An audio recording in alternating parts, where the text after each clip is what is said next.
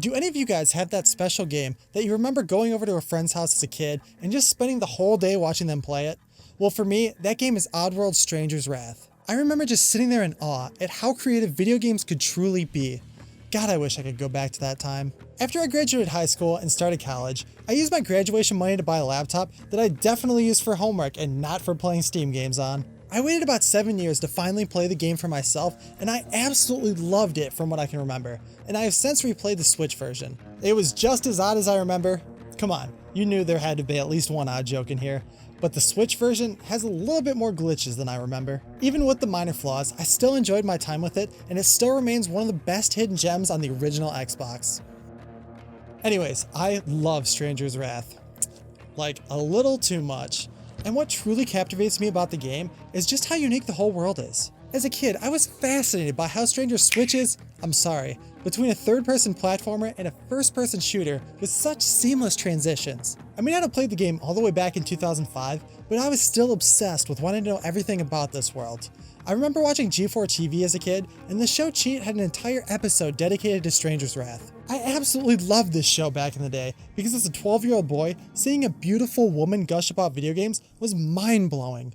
The original air date for that episode was January 25th, 2005, and now, unlike most people, I actually have an exact date of when I started puberty. The whole point of all this is to say that I had a ton of hype going into this game, and I'm happy to say that it actually lived up to that hype. Well, mostly. In this part of the Oddworld, you play a stranger who is a bounty hunter trying to save up enough moolah for a life-saving surgery he needs. You traverse the world, capturing bounties from city to city. And yeah, that's truly about it. It's a video game. You run, jump, and shoot. What more could you possibly want? That statement makes it sound pretty simple, but what makes this game truly unique is all of its tiny details.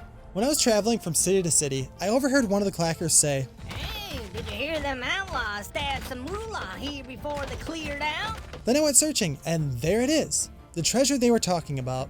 These missable smaller details really make the player feel like they're experiencing something completely unique to them, like how there's unique dialogue between Stranger and the Outlaws if you capture them alive in the first town. I absolutely love the dialogue in this game because everyone is a smartass, and I mean everyone.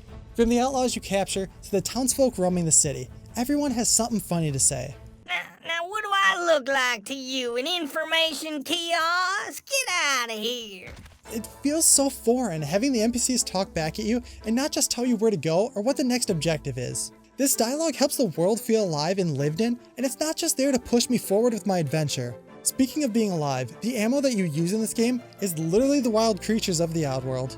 You have creatures like chipmunks that draw the enemies to the noise they make, and spiders that are used to wrap up and capture the enemies alive. These spiders also help you gather more moolah because you get a greater bonus for capturing the enemies alive.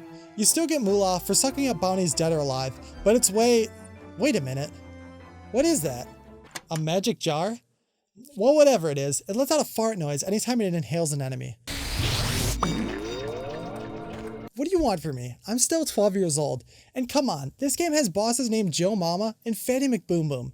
You should have known that I was going to let out the funny haha fart sound effect at some point. Okay, your time is up. Get out of here. Basically, the way the game plays out for 80% of it is, you go to the bounty store, select the outlaw you want to apprehend, and then you go capture them, dead or alive. Explaining it that way makes it sound plain and uninteresting, but with each criminal, you get to go to a brand new section of the map. Most of these missions are taking place in a semi-open world area that lets you have some freedom with how you approach each situation while still guiding you towards the boss fight. You can go in guns blazing, or you can quietly take out as many baddies as possible, but once you're detected, it's back to guns a-blazing. This is where each player will have a different strategy with how they want to take on each encounter because you're given a pretty good diversity with the 8 different ammo types. My favorite ammo type is the fuzzles because these little bastards have razor sharp teeth that tear through the enemy's skin, and you can set them down as a trap or just launch them directly at the enemy. They actually are extremely useful because if you're starting to feel overwhelmed, you can just fire them at the enemies annoying you and it will incapacitate them for a short while. The game gives you a ton of freedom with how you choose to tackle each encounter, and that really helps with the player engagement. With all the unique features this game has going for it, it should have sold decently, right? Unfortunately, that's not the case. Stranger's Wrath was doomed from the very beginning, but why is that? Oh, now I see why. In an interview with GameIndustry.biz, Lauren Lanning, the co-founder of Oddworld Inhabitants, had this to say about their relationship with EA. The original Stranger's Wrath was planned for Xbox and the PlayStation 2, with Oddworld developing the version for Microsoft's console and EA intending to take care of the PlayStation version. But the PS2 version was cancelled during development, with Lanning still feeling this was the beginning of a darker plan. EA withdrew marketing and promotional support for the game because it wasn't a multi-format title, and the game sank at retail, shifting only 600,000 units on a title that really needed to do 1.6 million to break even. So wait, why would EA stop development on a game for the best-selling console of all time? According to Lanning, with Oddworld Inhabitants losing money on the development of the project, EA wanted to step in to acquire the team. When you say that to us, we go, fuck you very much. You know what? That should be everyone's response to EA. Fuck you very much. But hold on, according to an interview with the designer that worked on Stranger's Wrath, EA did actually promote the game. They did 2 full-page spreads in 2 gaming magazines. Fuck you very much, EA.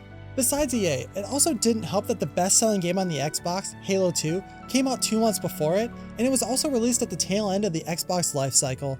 Oddworld Stranger's Wrath was doomed to fail right out of the gate, and it's actually remarkable that Oddworld Inhabitants is still around, given everything that they've been put through. I just want to see them succeed.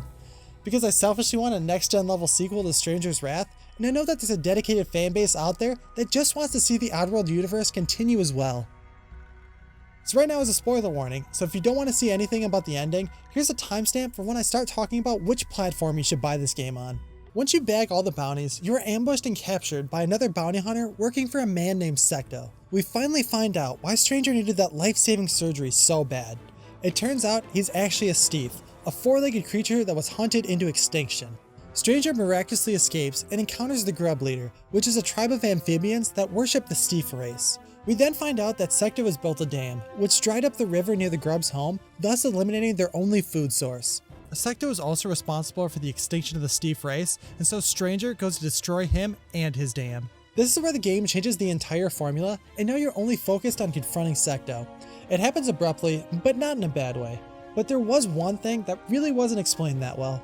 They introduce us to a new type of enemy called the Wolvarks, and then we never see the old types of enemies again.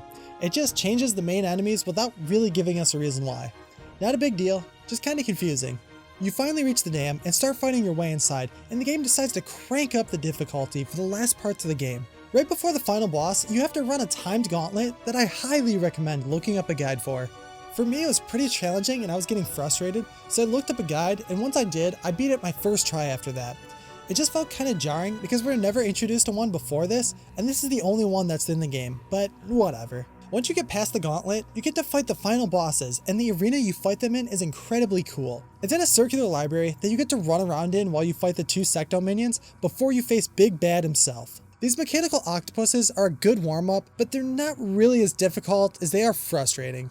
They're just basically bullet sponges, and they have 2 attacks, a goo blast that snares Stranger, and a spinning attack move. The goo forces you to shake free in order to keep attacking them, while they move in closer to attack you. This is where it gets frustrating though. Since you're fighting 2 of them, once you break free from the goo, you get trapped again almost instantly. Once they get close enough, they can attack you and stun lock you if you get caught in a corner. This almost happened to me in my playthrough, and I started getting flashbacks from Recore.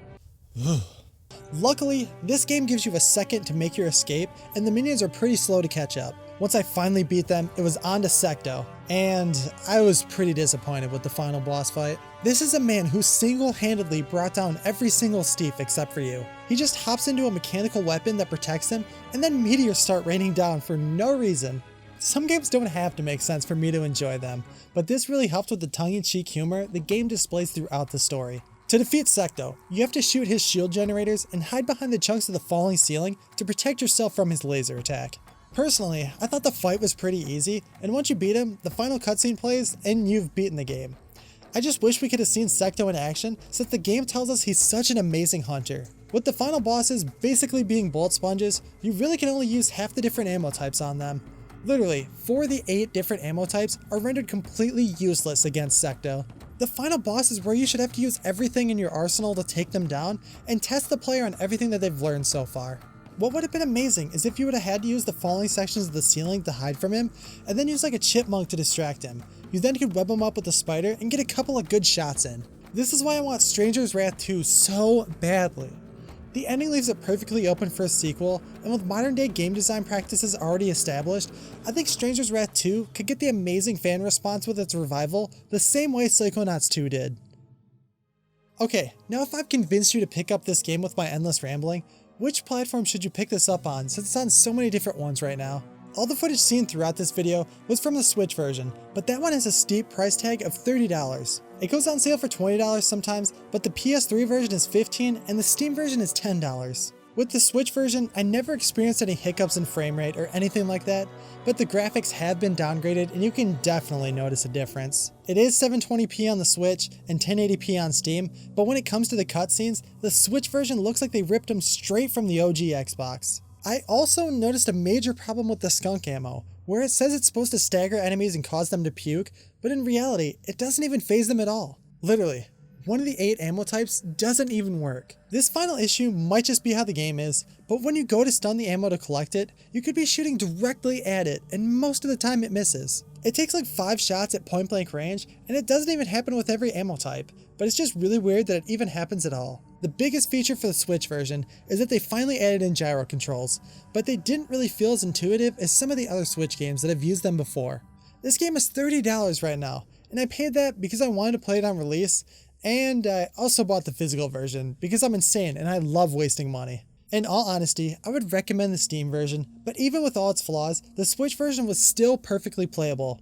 It's also $3 on Android or iOS, but I haven't played those because I just really don't want to play games on my phone. The character of Stranger is one of my favorite protagonists of all time. He's just got that silent badass vibe to him, and I would absolutely love to see him in more games going forward. It should have sold enough to recoup its cost of development, but EA tried its hardest to add Oddworld to its developer graveyard. I know this is an outlier in the Oddworld series, but it's objectively my favorite game in the series. I just have this burning nostalgia for the game that I can't shake, but that's not a bad thing to have. I hope SoulStorm can sell amazingly, so that it can bring about the continuation of the Oddworld series, and hopefully that will include Stranger's Wrath too. If you guys like this video, you know what to do. Thumbs up and subscribe. Thank you guys so much for watching, and have a great rest of your day.